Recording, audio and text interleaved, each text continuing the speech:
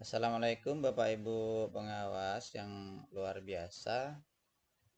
Saya mendapatkan pertanyaan ya, bagaimana cara menggunakan format umpan balik yang ada di modul 2.8. Bagaimana cara menggunakannya? Baik Bapak Ibu, ini biar sekaligus menjawab pertanyaan-pertanyaan yang mungkin sama.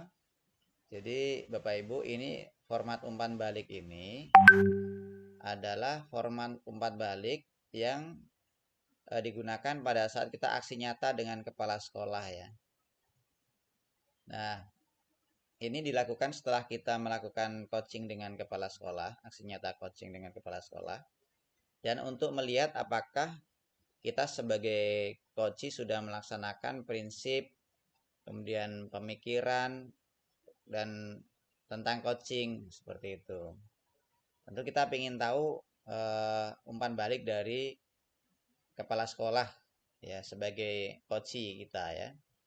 Nah, bagaimana cara mengisinya Bapak Ibu? Cara mengisinya, jadi kepala sekolah itu memilih ya melingkari atau menandasilangi ini angka-angka ini dari 5 sebelah kiri sampai 5 sebelah kanan.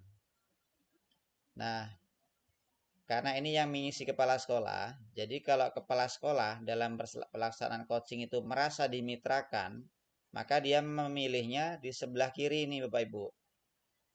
Ya, sebaliknya, kalau kepala sekolah itu merasa dalam coaching itu kok dia itu merasa ada hierarkis itu ya, ada perbedaan eh, apa ya, merasa lebih rendah atau lebih tinggi, ya misalnya dia merasa lebih rendah kok, pengawasnya merasa lebih tinggi, dirasakan ya dari pernyataan-pernyataan kita dia merasa pengawas itu lebih tinggi, maka kepala sekolah akan memilih sebelah kanan gitu ya. Contoh lagi yang ini misalnya yang nomor 3. Selama coaching misalnya kepala sekolah merasa coachingnya terlalu banyak bicara, nah, maka dia akan milih sebelah kanan ini Bu. Tapi kalau coachingnya lebih banyak mendengar, sebaliknya kepala sekolah lah yang lebih banyak berbicara, berarti kepala sekolah akan memilih sebelah kiri.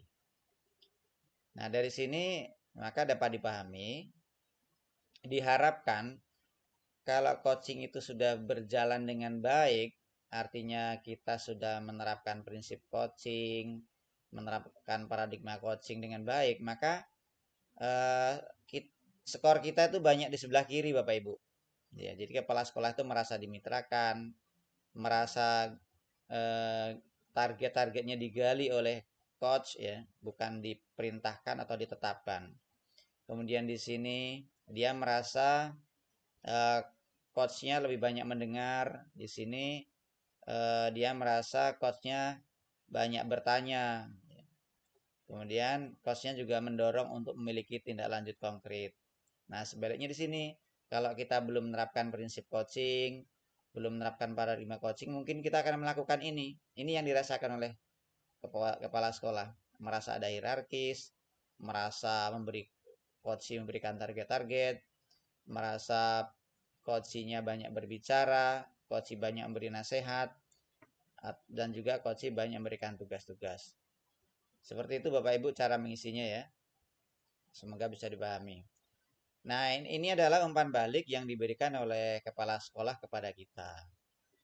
Kemudian ada juga di halaman 2, ini adalah rubrik pengamatan percakapan coaching dan rubrik evaluasi diri. Ini kita fokus ke evaluasi diri ini. Ya, ini yang kita fokuskan. Ini kita isi sendiri ya. Ini kita isi sendiri apakah alur tirta kita sudah dilaksanakan atau belum ya. Di sini indikatornya ya. Coach tidak mengikuti alurnya yang paling rendah. Kalau yang sudah paling bagus ini coach sudah mengikuti alur tirta. Form ini juga digunakan di bagian sebelumnya yaitu 2.7 ketika Bapak Ibu saling mengamati pada waktu praktek di Jimit ya. Jadi waktu praktek di Jimit kita juga pakai ini. Kita masih ingat kemarin ya. Harusnya waktu penggunaan itu. Seperti itu Bapak Ibu, dan Bapak Ibu ini tidak wajib atau ya tidak wajib diunggah ya.